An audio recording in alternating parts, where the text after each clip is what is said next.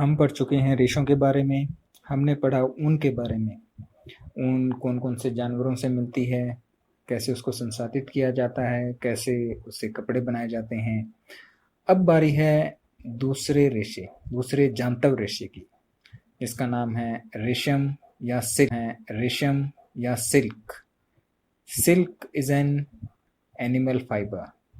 तो आइए शुरू करते हैं रेशम के बारे में। रेशम भी ऊन की तरह एक जांतव रेशा है, अर्थात यह हमें जानवरों से यानी कि कीट से मिलता है। रेशम के रेशों का निर्माण करते हैं। रेशम के कीट होते हैं और उन्हीं से हम रेशम प्राप्त करते हैं। वो अपने जीवन में कभी न कभी रेशम बनाते हैं, अपने लिए ही, खुद के लिए वो रेशम बनाते हैं और उस रेशम को हम प्राप्त कर देते हैं। और रेशम करने के लिए रेशम कीट पालन अर्थात सेरिकल्चर कहलाता है। तो सेरिकल्चर क्या हुआ? रेशम प्राप्त करने के लिए रेशम कीट को पालना। जैसे कि हम भेड़ों को पालते हैं, बिल्कुल उसी तरह हम रेशम के कीट को भी पालते हैं। कैसे पालते हैं ये आने वाली स्लाइड्स में हम देखेंगे। आगे बढ़ने से पहले कुछ महत्वपूर्ण शब्द हैं, कुछ इंपॉर्टेंट वर्ड्स हैं जिनका मीनिंग जान लेना हमारे लिए आवश्यक है। तो सबसे पहले शहतूत यानी कि मलबरी। शहतूत या मलबरी आप सबने देखा होगा, आप सबने शहतूत खाए होंगे। तो आपके मन में विचार आया होगा कि रेशम और शहतूत का क्या लेना देना। बिल्कुल लेना देना है, क्योंकि रेशम का जो कीट है वो शहतूत के पत्तों पर ही पाला जाता है। रेशम के कीट शहतूत के पत्तों को ही खाते हैं। शहतूत के पत्ते मलबरी के जो रेशम का कीट है उसका खाना है, उसका भोजन है। दूसरा वर्ड है मोरस एल्बा। मोरस एल्बा शहतूत यानी कि मलबरी का वैज्ञानिक नाम है। Morris Elba is scientific name of mulberry. उसके बाद जो रेशम कीट है, एक मादा वयस्क जो रेशम कीट है वो अंडे देती है, ठीक है, और उन अंडों में से लार्वा निकलता है। उस लार्वा को हम रेशम कीट बोलते हैं, उसे हम इल्ली भी बोलते हैं, उसे हम कैटरपिलर भी बोलते हैं। तो आप सबको ये पता होने चाहिए। कभी आपसे कोई पूछ ले भाई इल्ली क्या होती है और आप बता ना पाओ, तो रेशम कीट को लार्वा, इल्ली, कैटरपिलर इन सभी नामों से जाना जाता है। उसके बाद लार्वा जब अपने जीवन चक्र में रेशम बनाने के लिए तैयार होता है तो उसे हम प्यूपा या कोशित बोलते हैं। उसे हम क्या बोलते हैं? प्यूपा या कोशित कहलाता है। उसके बाद सेरिकल्चर मैं आपको बता चुका हूं, ये वर्ड क्या है। रेशम प्राप्त करने के लिए जब हम रेशम कीट को पालते हैं तो कल्चर कहा जाता है। ये एक छोटा सा वर्ड आपको आगे तक काम आएगा। पता नहीं कौन से एग्जाम में पूछ लिया जाता है कि सेरिकल्चर क्या होता है। तो ये 7th की एनसीईआरटी की साइंस की बुक में भी है सेरिकल्चर। तो यहाँ से छोटे छोटे शब्द आपको पता होने चाहिए जो आप लाइफ में पता नहीं कहाँ काम आते हैं। आइए अब हम थोड़ा जाने रेशम कीट का जीवन चक्र यानी कि life cycle of silkworm. Silkworm यानी कि रेशम कीट का जो जीवन चक्र है वो 7 से 10 सप्ताह तक 7 to 10 वीक्स लॉन्ग हो सकता है। आपके सामने जो पिक्चर है, सबसे पहले देखिए वयस्क रेशम कीट। जो तितली जैसा आपको एक दिखाई दे रहा है ना, वो एक वयस्क रेशम कीट है, जो मादा कीट है जो कि अंडे देती है। दूसरे नंबर पर आइए, आपके राइट में आपको दिखेंगे पत्ती पर अंडे। शहतूत के पत्ते के ऊपर ये अंडे देते हैं, लीव्स ऑफ मलबरी। इन अंडों में से लार्वा निकलते हैं। जो रेशम कीट का लार्वा है वो आपको तीसरी पिक्चर के अंदर दिखाया गया है। उसके बाद ये कोकोनिंग करते हैं। अंडों में से 10 से 25 दिन लग जाते हैं लार्वा को निकलने में। उसके बाद 20 से 30 दिन तक खाता है, शहतूत की पत्तियों को खाता ही रहता है और कोई काम नहीं, उसको बस खाना ही खाना है। तो 20 से 30 दिन तक वो शहतूत की पत्तियां खाता है। उसके बाद जब उसको लगता है कि वो तैयार है, वो कोकोनिंग शुरू करता है। कोकोनिंग मतलब रेशम बनाना शुरू करता है, अपने चारों एक जाल सा बुनता है जैसे कि कोकून बोलते हैं। इस कोकून को बनने में 2 से 3 दिन लग जाते हैं। बिल्कुल रुई जैसा हल्का सा आपको चौथी फोटो के अंदर दिखाई दे रहा होगा। फिर ये कोकून के अंदर 10 से 14 दिन तक रहता है। फिर अंदर कोई खाना पीना नहीं होता, 10 से 14 दिन तक रहता है। फिर ये कोकून को तोड़कर बाहर निकलता है। फिर दोबारा से ये वयस्क रेशम कीट बन जाता है। तो ये जो पूरी लाइफ साइकिल है, जो ये पूरा जीवन चक्र है, ये 7 से 10 सप्ताह तक चल सकता है। डिपेंड करता है कि आपका टेम्परेचर यानी कि तापमान कैसा है, वहाँ पर कंडीशंस कैसी है, उसके ऊपर ये सारी चीज़ें डिपेंड करती है। तो हमने भी देखा रेशम कीट यानी कि सिल्क वॉर्म की लाइफ साइकिल। एक बार फिर शहतूत की पत्तियों पर अंडे देते हैं। लार्वा शहतूत की पत्तियों को खाता है, अपने चारों ओर पतले तार के रूप में प्रोटीन से कोकून बनाता है।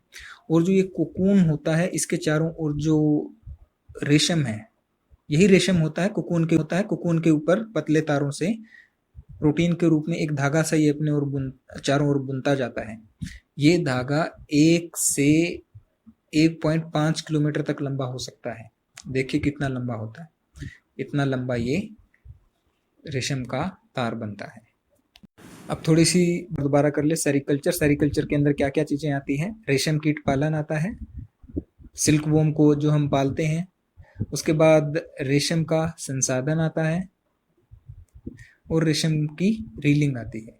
ये सारी चीज़ें हम ऊन के लिए भी पढ़ चुके हैं। ऐसा ही कुछ करते कि हम भेड़ पालते हैं, फिर ऊन का संसाधित करते हैं, फिर ऊन की रीलिंग करते हैं। ये सब सेरिकल्चर। अब सोचिए आपके सामने क्या है। बिल्कुल मैं आपको एक वीडियो दिखाऊंगा जिसके अंदर आप रेशम बनता हुआ देखेंगे, कोकून बनता हुआ देखेंगे। तो चलिए देखते हैं वीडियो। ये रेशम के लार्वा देख रहे हैं आप, सिल्क वॉर्म है जो कि शहतूत की पत्तियों को खा रहे हैं। आपको मैंने बताया था ये 20 से 30 दिन तक केवल शहतूत की पत्तियों को खाते रहते हैं। काफ़ी मोटे हो जाते हैं, थोड़ा सा इनका रंग पीला हो जाता है जब ये इतने मैच्योर हो जाते हैं कि ये कोकून बना सके।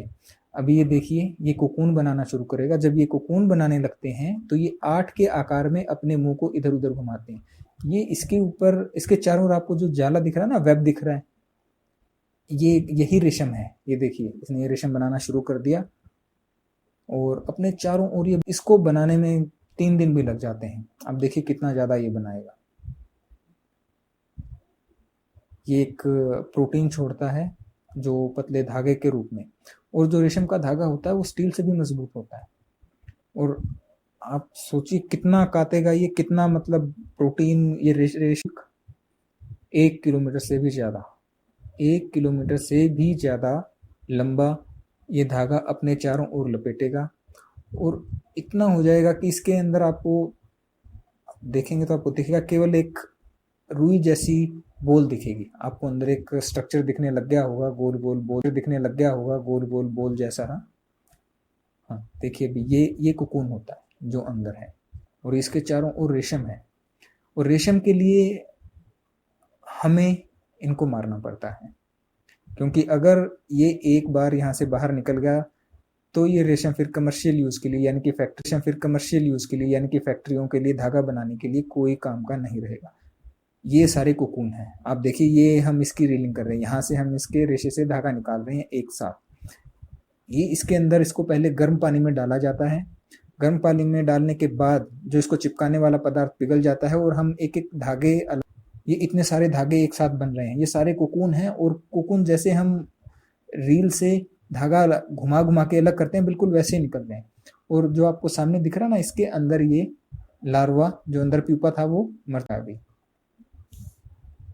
हमने अभी देखा रेशम का बनना।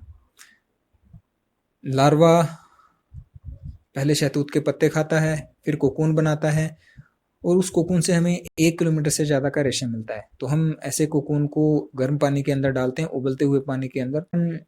जो अंदर प्यूपा था वो मर जाता है, और उससे जो चिपकने वाला पदार्थ था वो पिघल जाता है, और हम एक एक धागे को अलग कर सकते हैं। अब थोड़ी सी बात करते हैं रेशम के प्रकार। रेशम भी बहुत प्रकार के होते हैं कि किस प्रकार का कीट कहाँ रहता है, कहाँ इसको बनाता। मुख्य जो प्रकार है वो है टसर रेशम, मूगा रेशम, कोसा रेशम।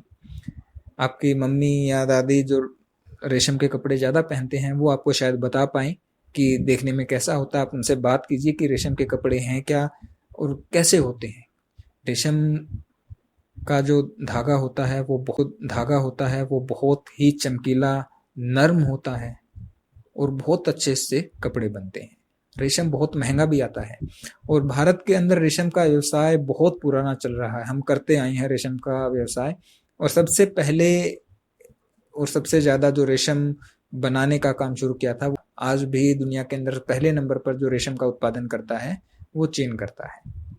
तो हमने रेशम के बारे में पढ़ा, उससे पहले हमने ऊन के बारे में पढ़ा था। तो दो जानतर रेशे थे, ऊन और रेशम। दोनों किस प्रकार प्राप्त किए जाते हैं, कैसे उनसे हम धागे बनाते हैं और धागों से वस्त्र बनाते हैं। तो आपका लेसन यहाँ पे समाप्त होता है। इसके बाद हम मूल्यांकन करेंगे और आशा करता हूँ कि आप सारे क्वेश्चंस इसके कर पाएंगे। आपको कोई प्रॉब्लम हो तो आप मुझसे